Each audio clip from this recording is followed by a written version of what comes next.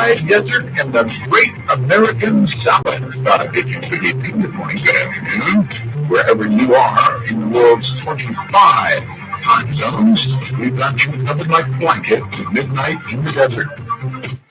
I'm Marcel.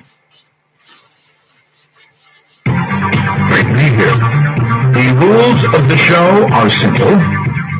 I articulate them every night, although people get them every night. No bad language, and only one call for show. And that may change.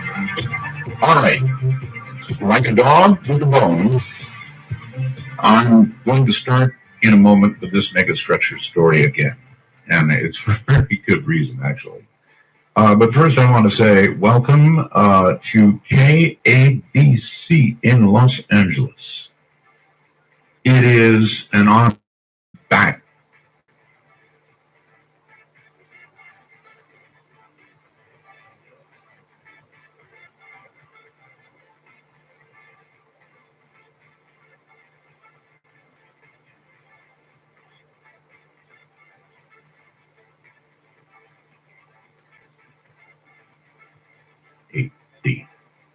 I grew up with WABC.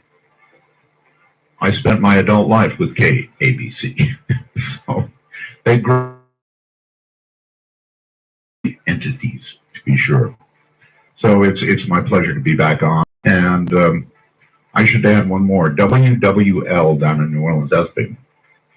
And by the way, we're close. You can hear WWL in about 32 states in Canada. It's really crazy. All right, so like a dog with a bone, I'm not going to give this up, and I should not. The Washington Post ran the story called The Strange Star that has serious scientists talking about an alien megastructure, right?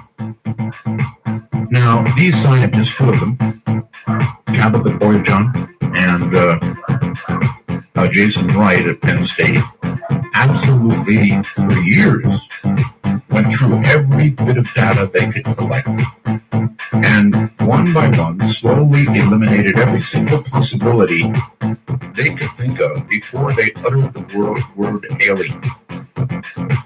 That's right, the word alien. This star is almost 1,500 light years away. It has been obscured at times between 10 and 22%. Give you an idea of how obscure that is. When I say obscured, light has been obscured by something on a very erratic but predictable basis. And they actually have come up with theories about what it might be, and they certainly know what it isn't. If you take Jupiter and you put it in front of this star, it would reduce the light by 1%. So what on God's green Earth could reduce it by that much at any time of day. They made multiple observations. One of the things that they came up with is something called the Dyson Sphere, which is an alien civilization that would be so advanced that they would put up something nearer to us, the light of the star, while harnessing the power of the star. That would make it, according to Michio Kaku, a Type 2 civilization. Almost everybody is very, very excited about this. Dr. Kaku said if it's true, it'll be the story, most important story in 500 years. I still question that number. It seems like it would be a bigger number. I think it might, if it was actually an alien civilization, if that's what it comes down to. And believe me when I tell you, these scientists don't utter the word alien easily. Not easily at all. They think about their family. They think about their careers. They think about the rest of their life before they ever say the word alien. So I take it very seriously. I've been getting regular word inside Massive that they also are now, after looking at the data, taking it very seriously. And they are up to 50% or better in confidence that it's real. It is what they say it is. In other words, they look at the data and they come to the same conclusion. Now, I know. I get all excited about this. How could I not? How could anyone, actually? I want to go for a moment to a good friend. He's been with me for years and years and years. He is the chief guy, the big kahuna at Seth Shostak. And I have literally dragged him from his bed to be here, his deathbed. Not fun, but he had one. And he was very, very, very sick. Nevertheless, he answered the phone and talked to me about his story, hidden cassette. I did indeed, Art. That's what I call a friend. I mean, in the middle of pneumonia, and I know you're feeling awful. And I asked you something. I said, Seth, you know, this story is gigantic. Would you say it's as big in its own way as SETI WOW signal? Now, you said yes, but I understand you have revised it now, claiming a moment of delirium due to your illness. Is that true? Right. Well, I can never claim that I don't have moments of delirium. I don't know that it was delirium. Well, you know, that's kind of a judgment, Carl. Art, whether it's as important as the WOW signal. In the end, the WOW signal has never been proven to be, you know, artificial. But on the other hand, I will say this, that it's certainly exciting in the same way that the WOW signal was, because it looked like a very tantalizing indication that maybe we had some cosmic company. So in that sense, it's certainly exciting. All right. Then I heard that you ordered the Allen telescopes to immediately begin looking in that direction, yes? We have been doing that. We've been doing that since, we've been doing that for more than a week now. More than a week. Well, it was about a week ago I passed that info on from your sick bed. Right. We began observations actually on October 14th, so that's 12 days ago or something like that. Okay, and today I see a memo, which I put up on the website, that I guess amateur astronomers worldwide are being asked to also look at the same star. Well, yes. I mean, that's not that's not my area, if you will. I can't tell amateur astronomers what to look at. They look at whatever they want to look at. But on the other hand, if you have a newly discovered intriguing phenomenon in the heavens, you know, who wouldn't want every telescope in the world that can be, if you will, corralled into looking at it, to look at it, because you might learn something. So that's definitely a good idea. All right. One of the things I was contemplating, obviously you were at about the same time, was 15 light years are just short of that amount. That's how far away it is. And I started wondering, radio signals. Let's see. There's I believe even in space, there is a calculation for, in other words, if they begin at a certain wattage or power, as they go out from Earth, if you remember the beginning of contact, where, you know, the radio and TV signals were slowly fading as they pulled back and pulled back and pulled back. That was a perfect demo, because, you know, it's a matter of energy and distance and over distance energy peaks, right? Well, it just simply gets, anything gets fainter the farther away from it you are. I mean, you take a look at the stars, right? They don't blind you, but if you were up close to them, as close to them as you are to the sun, for example, you certainly couldn't look at them. So it's exactly the same for radio. The farther away the transmitter is, the weaker the signals are. It isn't that something is deliberately weakening the signals, it's just the distance, it's just geometry that's weakening them. Yes. Get it. Okay. Is it fair to say that as we look at the star today, we are looking back in time about 1,500 years? In other words, whatever was going on or is going on that star happened as we see it now 1,500 years ago. Yes, that's certainly the case. I mean, that's one of the nifty things about astronomy in general. You're always looking at the past. Even when you look at the moon, you're looking at it not the way it is now, but the way it was a second and a half ago when the light left it. You probably hasn't changed a whole lot in the interim. And 1,500 years the distance to the star KIC 846852. That's such an awkward name. Maybe we ought to just call it, Tabby Star. Some people have done that. And How about them? you can call him them. Maybe call him Rodney. I don't care what you call it, Bob. It's all a K. But indeed, anything you see going on there is something that happened 1,500 years ago. And, maybe things are different there now, but that's always the case with astronomy. You're always looking in the past. All right. Well, if the Dyson sphere thing is right, and of course it's just theoretical, I understand that, but should that actually be the case, then they were manipulating the power of the star 1,500 years ago. And when you look at our rate of increase technologically in the last 50 years, say, and project 1,500 years out, gee, they must be wizards by now. Well, indeed, in 1,500 years, we've gone from, bows and arrows to something a little more powerful. I'm sure that if they're still around, yes, to begin with, if there's anybody there, this is really the indication of a society, a civilization there, then yeah, unless they've somehow wiped themselves out or they were wiped out before we even made these observations, before that light even left there, yeah, I mean, you're looking at their history, you're not looking at their present. Right. So we would imagine them to be 1,500 years advanced from that theoretical place they were in when they started harnessing the star. Yes. I know, okay. Now, again, I wonder if you've heard any of this from inside NASA. Really, I'm getting these very good leads and these links saying that they're looking, NASA's looking at all of this data and they're beginning to come to the same conclusion. There's nothing left to say except the A word. Well, I haven't seen that, and of course we have pretty good contact with NASA all the time. Yeah, but you've been sick, right? Well, yeah, although I was in the office today, I can tell you that.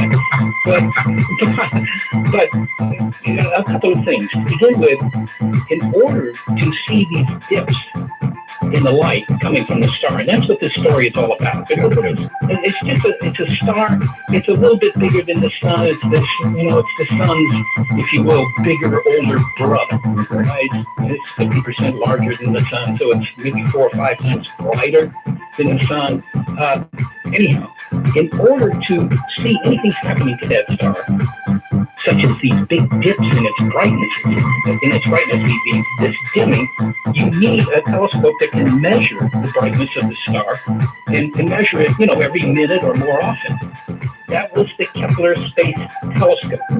But it's broken. It's well broken.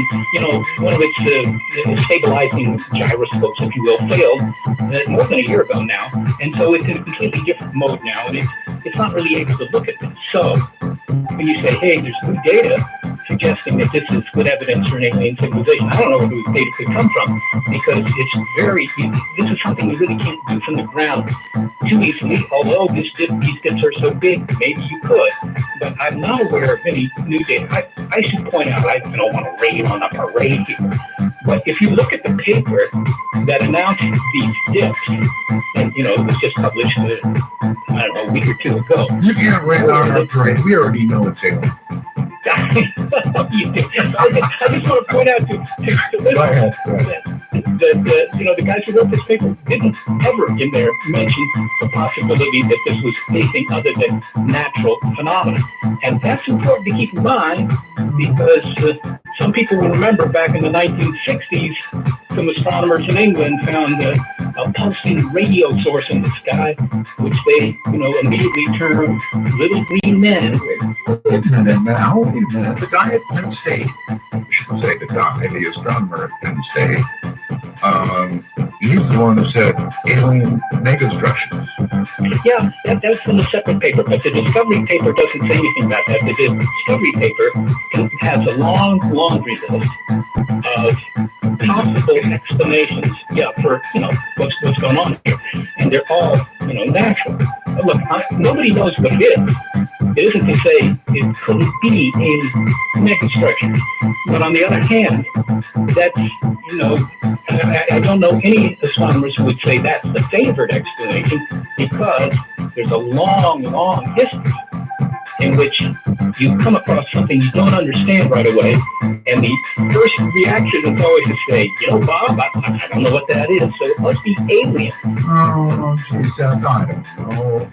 These are, one of them is an astronomer, and the other is one who is Wright, also an astronomer. He's the one who said those words, and Tabitha Voyager, I believe it is, she was the one who came up with all the data, and they are saying that they virtually have knocked down every, that list you talked about. They kind of scratched everything off, except maybe a comet swarm, and the odds of that are 5, they say, in 10,000 or something like that. Yeah, did they give the odds for it being an alien megastructure? No. Okay. Well, if I could interview them, I would ask them that. Yeah, all right. Well, look, I think that we can, kick this around for a while. No, I don't want to keep it that long. One more, because I want to enlarge on the question I asked about the radio signals. That is, your chance of actually hearing anything, because radio is so attenuated as it goes across light years and light years. What are the chances of us actually, even if they are aliens, hearing anything by radio? Well, it's hard to say. I don't think they're good. As you pointed out, 1,500 light years away, typically, when we do our SETI experiments, we're trying to eavesdrop on alien transmitters, we're looking at stars that are, often 100 times closer than that. Well, 100 times closer means the signals could be 10,000 times stronger. Okay, so if they're broadcasting radio, the only way we're going to hear them, if there's anybody there, maybe preface things to that, but if this is really the evidence of some sort of society, the only way we would hear the signals is if A, they have really powerful transmitters. And, who's to say what they've got? I mean, it doesn't violate physics for them to have really powerful transmitters. They'd have to have transmitters that they're broadcasting in all directions. They don't know where receivers might be. If they were broadcasting in all directions, they would need transmitters on the order of 10 trillion watts. Trillion watts for us to pick up with the Allen telescope array. So that's a lot. But on the other hand, if they're building a big megastructure, a big Tyson swarm of some solar power collectors, right? They've got the 10 trillion watts. So that's one possibility. The other possibility is if for some reason, and I can't think of any, for some reason they're directing their radio signals toward us. That doesn't make a whole lot of sense to me, because what's special about us? But nothing. All right, if they were looking back at us, they would see us that long ago, 1,500 years ago, right? Exactly right. And they wouldn't be all impressed with our technology at that point. So, well, they wouldn't be able to detect our technology. That's right. It wasn't sure yet. Jousting contests and stuff like that. But that's not the kind of information that makes its way across space. Right. Next planet, please. I'm sure that's right. Anyway, so here it is. If they are using the kind of power that you talked about, harnessing the sun, it seems to me they're doing something that would make a lot of electromagnetic noise. Now, I could be wrong about that, but if you detected a bigger noise floor, a bigger noise level, as opposed to when you pull away from that star compared to everything else, that would be something, wouldn't it? Yes, it would. That's exactly what you look for, too, by the way. What you do is you essentially look at a big chunk of the radio dial, as much as you can, and you say, hey, look, over this range of frequencies, there's more, if you will, cosmic static coming in. It's not a matter of saying, what are they saying? Are they tapping out Morse code or anything like that? It's just you're saying somebody's got a transmitter there. So they're making more radio energy, more power in a particular spot on the radio dial. If you found that, you would say, that's not natural. That's somebody with a transmitter. Well, you remember the old spark days, right? I do. So if they were doing something, producing a big electromagnetic signature, would that have, a completely big noise? And it might be possible to just look at it and say, gee, that's a high noise level. Why would that be?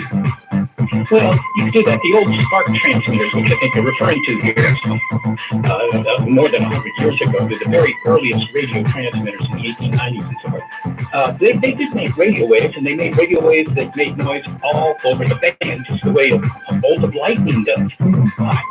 As soon as you learn a little bit about radio engineering, you stop doing that because you're paying for those kilowatt hours to make signals that are all over the dial, whereas in fact you want them at a specific point on the dial because you get more information that way. So, I don't think that they're using spark transmitters, but of course, they can send me any email about what they're using, if they're using anything at all. Right, so what I'm getting at here is, even if we don't get a specific signal, as it were, and we may or may not, who knows, but an increased noise floor might indicate an active civilization doing God knows what.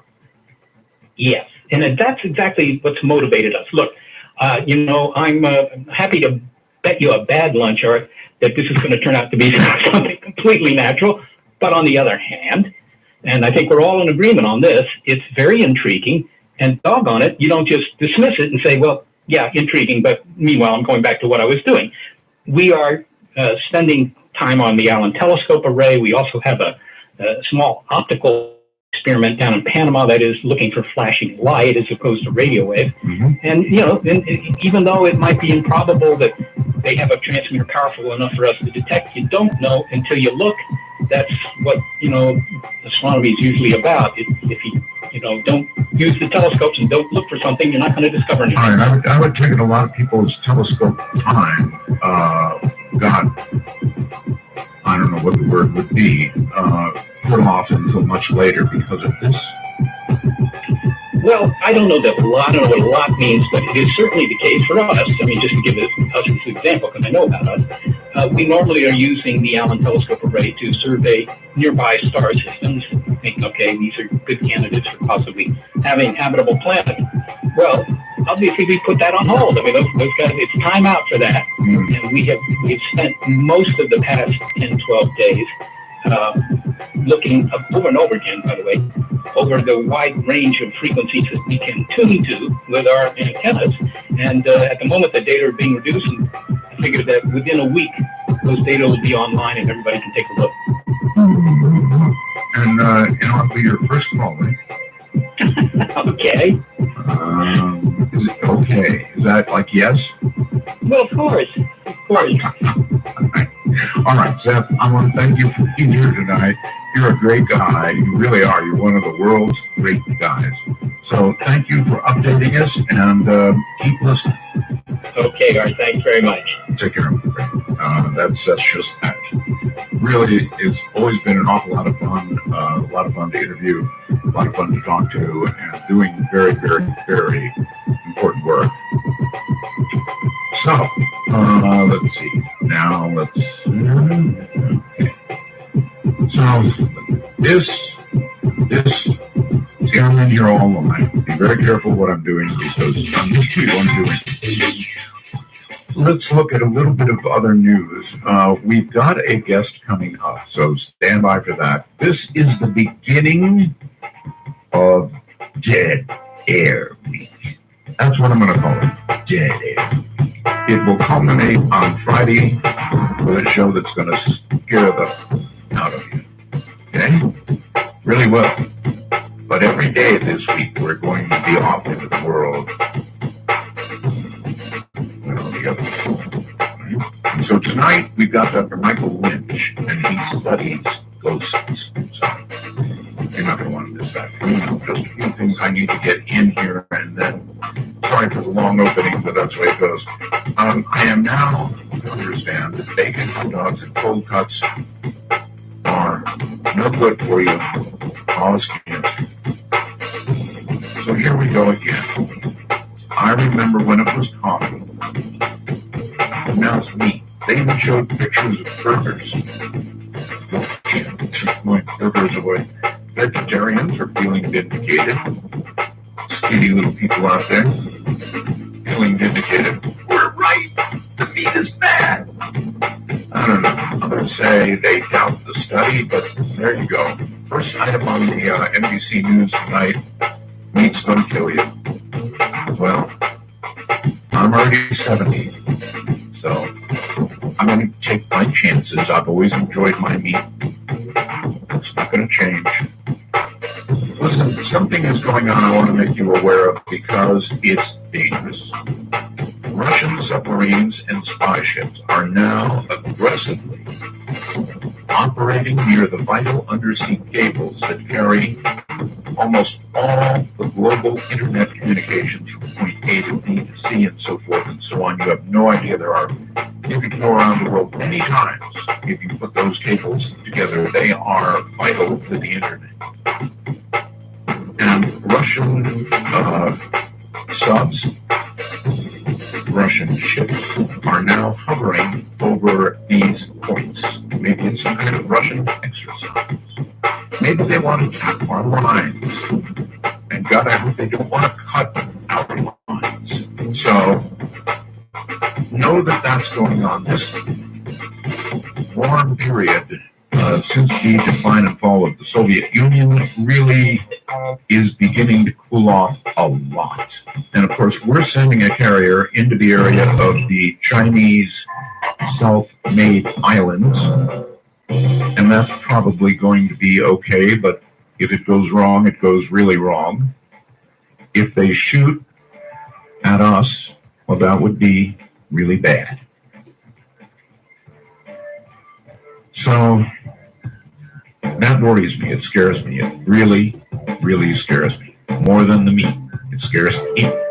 You know, why are they doing this? They just want to annoy us? Or what? I don't get it. All right, so a lot to see at artbell.com. I know my guest, Dr. Michael Lynch, is going to disagree with me. You may remember I had an experience with a shadow person, right? Well, a fellow named Tyler has sent me a photograph that I consider to be a shadow person. And I think my guest is going to try and explain to me it's not, it's watermarks or something. But to me, this looks like a shadow person.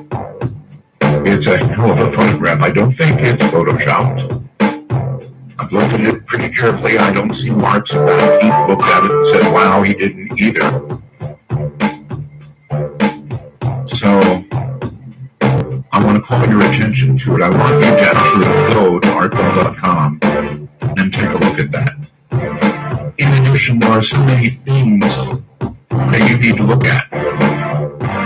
The full story on the star we've been talking about is up there.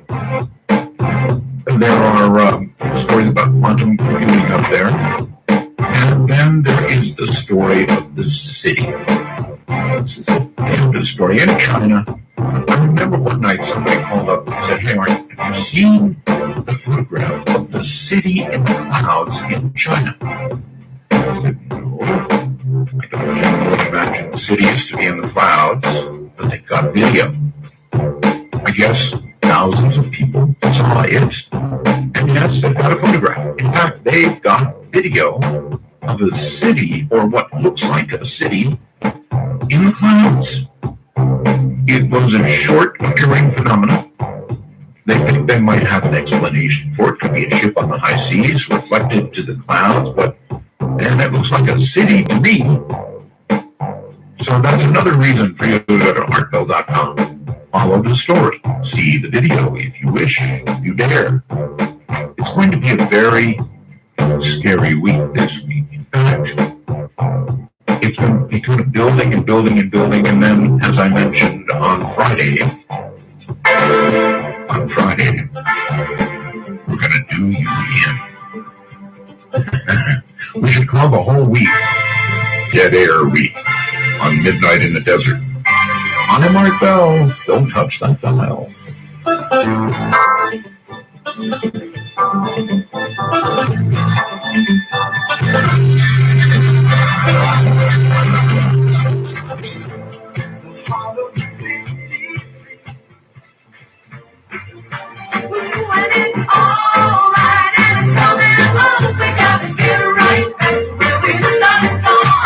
Love is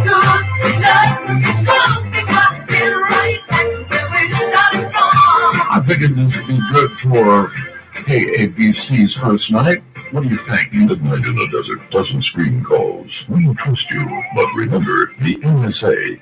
Well, you know, to call the show, please dial 1-952-225-5278. That's 1-952-CALL. Art, that's it. Don't call yet. We are actually just beginning with our guest. Michael Lynch, PhD, has been a parapsychologist for 27 years. Throughout his career, he has investigated ghosts, poltergeist activity, UFOs, and ancient civilizations. That's a lot to take on. Dr. Lynch uses a digital infrared video system and the latest technology to capture evidence of the paranormal.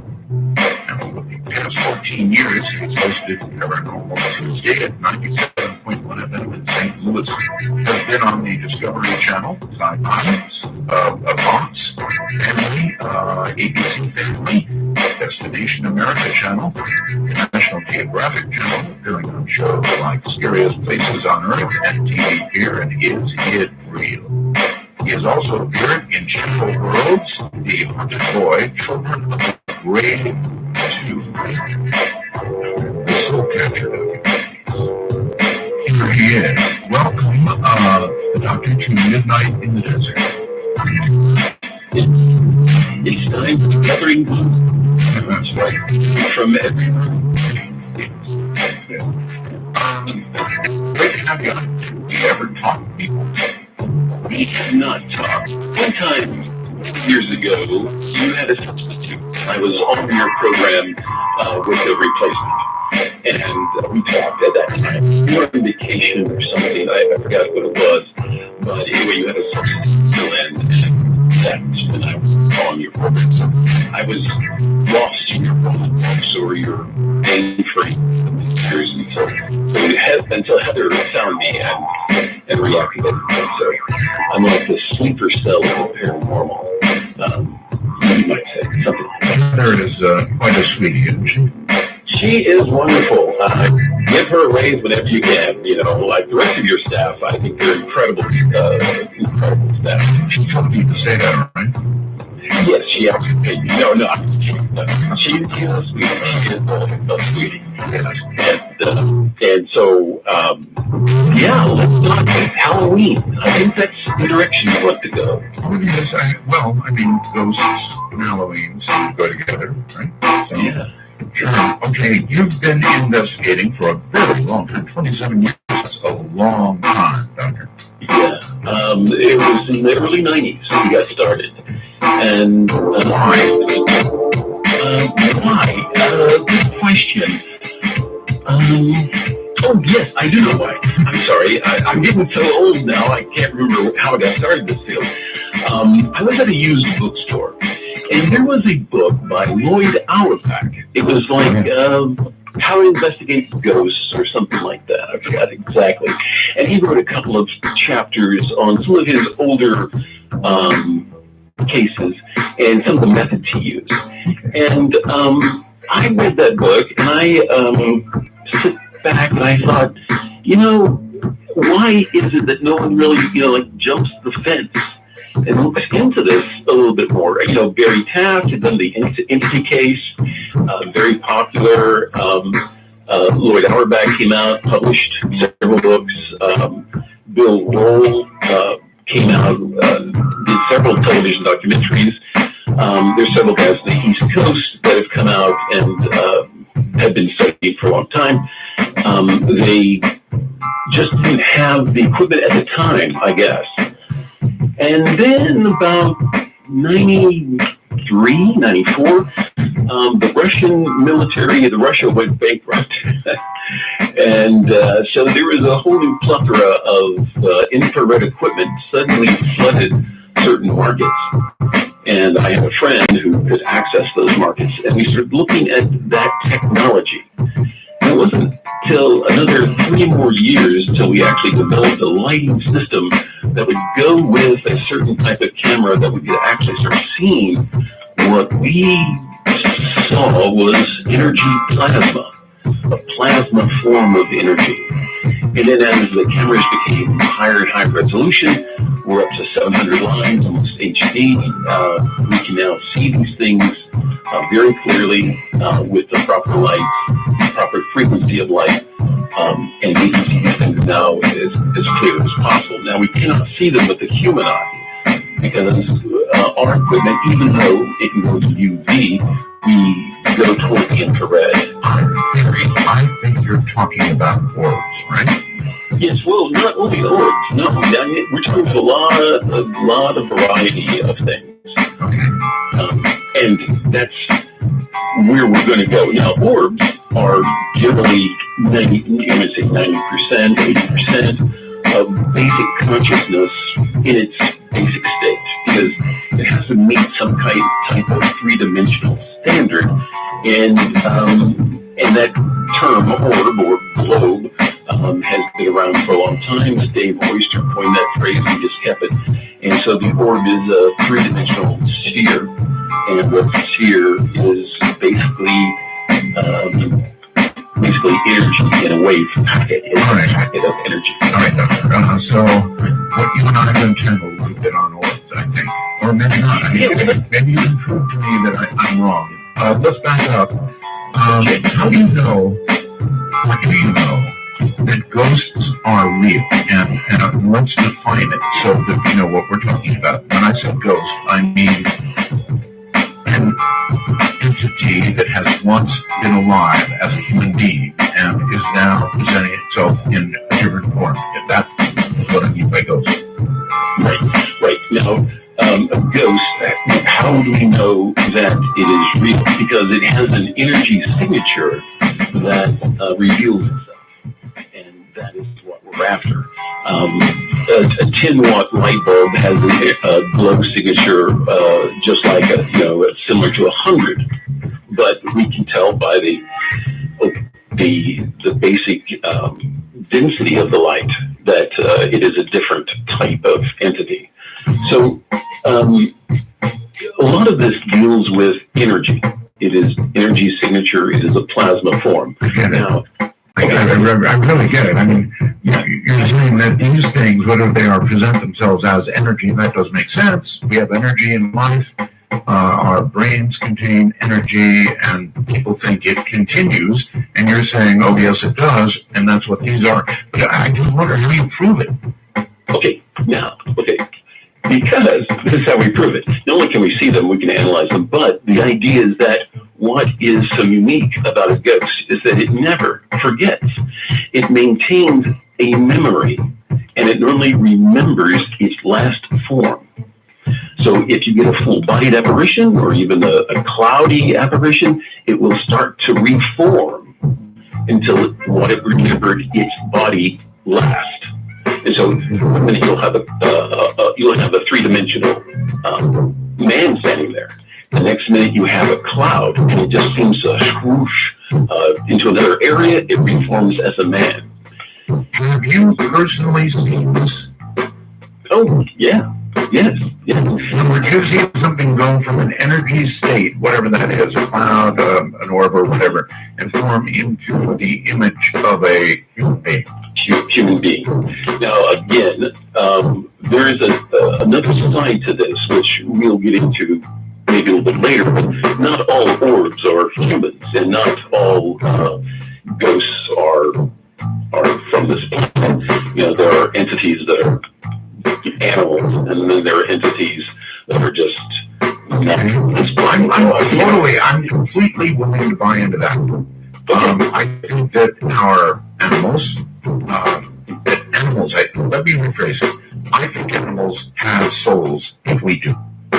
You buy that? All mammals, as far as we know, because of rapid eye movement and memory, all mammals, and maybe some birds, we just anticipate that they have an afterlife. There is an afterlife for them. Now, what do they remember? They remember that they were a dog, and so their memory is that of a dog.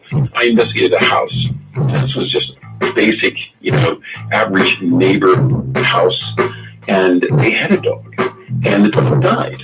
But days after the dog died, they still heard the footprints or the nails of the the feet of the dog clamber around on their kitchen tile.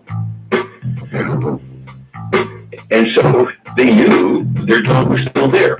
I had another friend who had a cat, and this cat was outlived most of the others, cat died. The longevity was just, extreme.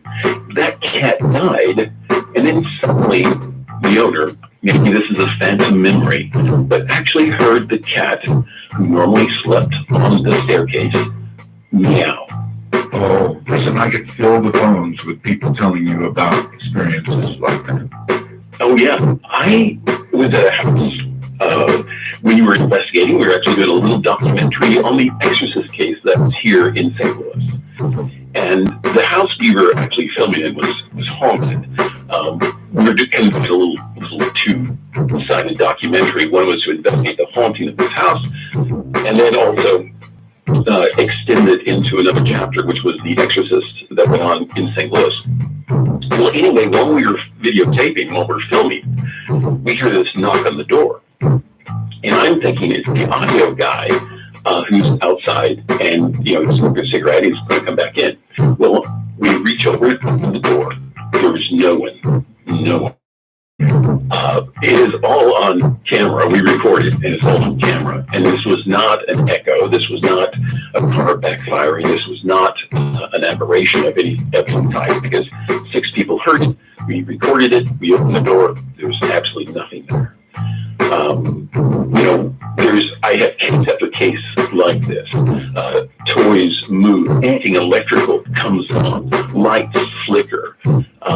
It just goes on and on with electrical problems in the house, with the computer, with wireless communications. We actually got to the point where we took a voltmeter. Now, this is just a basic voltmeter.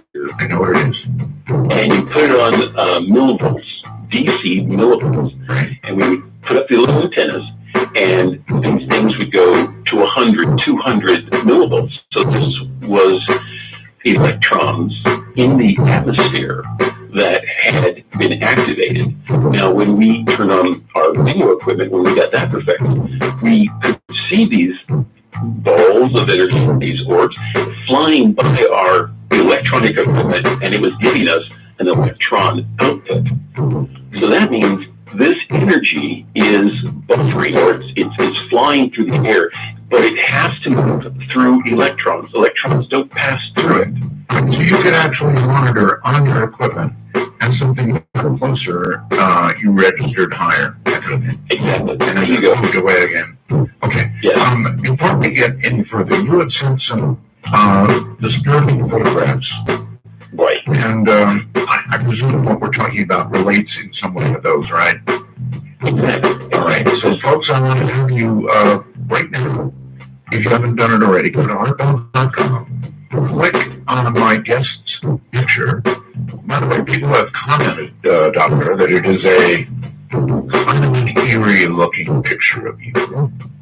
I did a series of eerie-looking pictures and several things. So I sent Heather a few different ones, and that's the one she liked. So I see. Well, I like it too, by the way. And I thought it was over the top serious, but I think it's cool. All right, so these are really serious photographs. Again, yes. Go to artbound.com, click on this picture. This will take you to a series of, what is it, 4 photographs? 4 or 5, yeah. 5. All right, I'm going to give them a chance to get there before we get the story behind this. Right.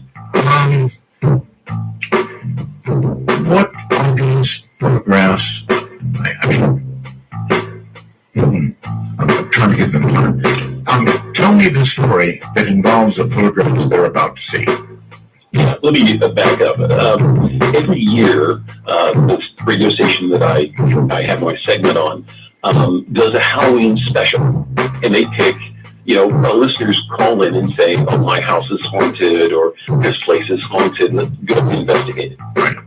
Well, in this situation, we had a house which was totally modern, built only a few years ago, but was infested with entities. And and there was some people that lived in the house, and there was a little girl that lived in the house, and she kept talking about her grandmother. And her mother knew that her grandmother was dead. And this little girl kept talking about an elderly woman coming to the house and saying that she was her grandmother. Well, this frightened the entire household to the point they just grabbed a bunch of stuff and left. Well, 97.1 FM thought this would be a good investigation. You know, modern house, there shouldn't be anything there. Sure. Well, we get there, and there is what we call a soul collector. What? This is a soul collector. This is an individual that goes around and collects lost souls and tries to keep them in a certain area. What? Yes. That's a soul catcher. Oh, soul catcher. We call them collectors because they have to use some form of intimidation to keep these souls together. And they don't just capture them, they just... Hold on. A soul catcher, a soul collector, whatever. This is a individual who's human. who's human, who works in the same field as psychology, right? No, they're dead. We're investigating them. Yes. Yeah, they're dead. The soul collectors are dead. Are dead. Then how did you know that you suddenly had walked into the presence of a soul collector? Well, we caught her voice, this elderly woman's voice, on an EVP on our recording equipment. Really? Because we were doing a show, you see, for radio. And the audio guy is sitting there with the best brand new equipment that radio can afford. And we're standing in a circle in the living room, and we're debating our next point of strategy, which was probably not a good idea that we should do. And in the background, you hear an elderly woman's voice as clear as day, as if she's standing right there in the middle of us. Yes. And she says in a very elderly voice, she says, "No, I don't want you to do that. Go downstairs." Yes. Now, she says that is clear, but she's not talking to us, even though we're talking about going back downstairs and doing another, a full-blown investigation, video equipment, audio equipment, still photography, and things like that. So she is talking to another entity. She is talking to another entity while we're talking about going back down and rethinking our strategy. Was this EVP recorded? Yes, it was. It's on the Dave Glover 97.1 website. He has reactivated all of our past investigations, and we have all the EVPs there. You may have to... Man, you really should have told me about this before airtime. I'm sorry. I'm sorry. That's right. We do EVPs on this program, and it's a whole separate category I want to talk to you about sometime. I think it is perhaps the best evidence for ghosts, frankly, if it's done right. Yeah, a lot of people say that. A lot of people say, EVPs, so what it is that, okay, I'm working with this radio station, they have the best equipment possible, they're recording, live conversation, and we decide to go back downstairs. We do not hear this lady's voice until later. So what happens is we go back downstairs and the entities follow us. Now, one of the radio talk show hosts are just standing there. He's not doing anything. He's up against the wall. We are now going back down. I'm taking still photography. These are all my photos, so I'm taking still photography as we go through the basement. And then suddenly he goes... My arm is... Wait a minute. We're up against a very brief break here. I'm sorry. That's the right point. We'll hold it right there. Suddenly, video evidence of that at my website. Do what I said. Go to arnfeld.com, click on the guest tab for tonight, and start looking at the photographs immediately below. It's a great link. As we dead air.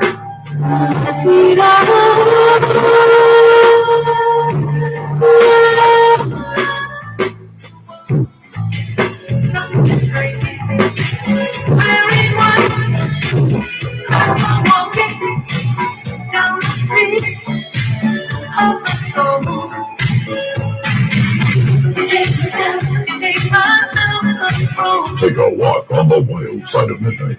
From the Kingdom of Light, this is Midnight in the Desert with Art Bell. Please call the show at 1-952-225-5278. That's 952. Call Art. See, I can't even wait. My guest is Dr. Michael Lynch, and he's been investigating the paranormal for 27 years. So he should know what he's talking about, and he was just telling us about this series of photographs that I'm telling you right now. You can see at artbell.com. I wouldn't direct you up there for, I don't know, just any little old thing. I just would. You need to see these. Go to my website, click on his photograph, and then the 4 photographs it will lead you to. Doctor, welcome back. And so you said suddenly, and I think that's where we broke. Suddenly, this gentleman looks down at his arm, and he says, "My arm is on fire. It is just burning." And we pull back his sleeve, and my colleague, who is a registered nurse and also a psychic, looked at the wounds, and so we saw the scratches appear almost before our eyes. There were 17 claw marks, scratches, and they were from the inside out. So underneath his dermis, his dermal layer, his skin layer, there was some type of hemorrhaging, and then they pierced through the dermal layers, and then they look like scratches. Sure do.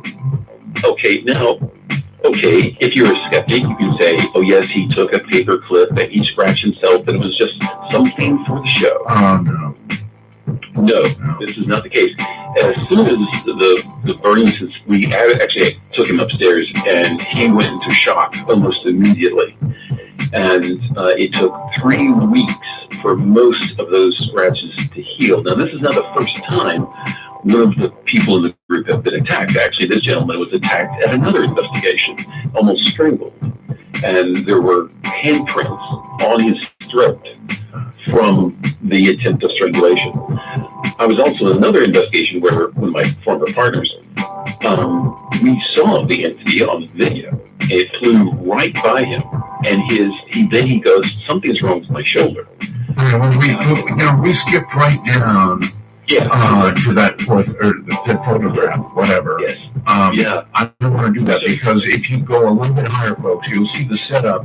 You'll see the guy standing there, and you'll see, well, Doctor, what is it that's in the first picture adjacent to him, please? In the first picture, there's probably some orbs, and they're in a digital, what we call a digital echo, meaning the orb is moving so fast that it leaves its footprint throughout the photo.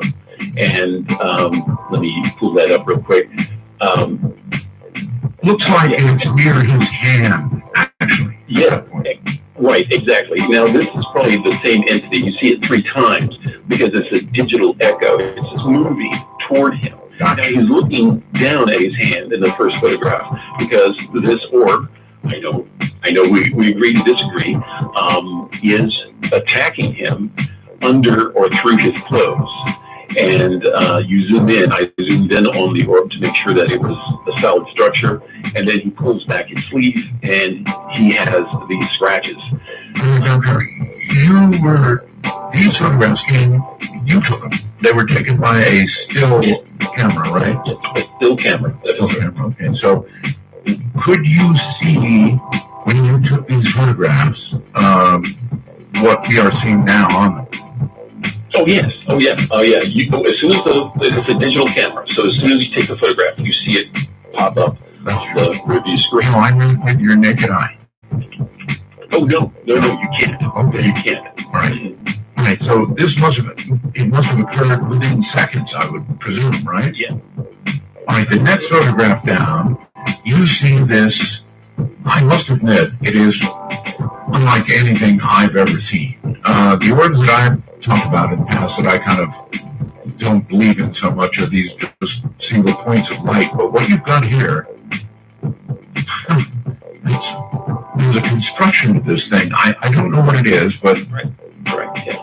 It's a three-dimensional object just being squished into a two-dimensional surface, but whatever shape it took, and whatever shape it took, it could scratch individual marks on this gentleman. Now, in the next photograph, it's even brighter, or else you enhanced it. I enhanced it a little bit just to show that it was right on top, or next to his arm. Is it right in front of him, right on his arm? I don't want to ignore this. There's structure. There is structure to this thing. Mm-hmm. Absolutely. I don't know what that structure means, but there's something there. There is something here.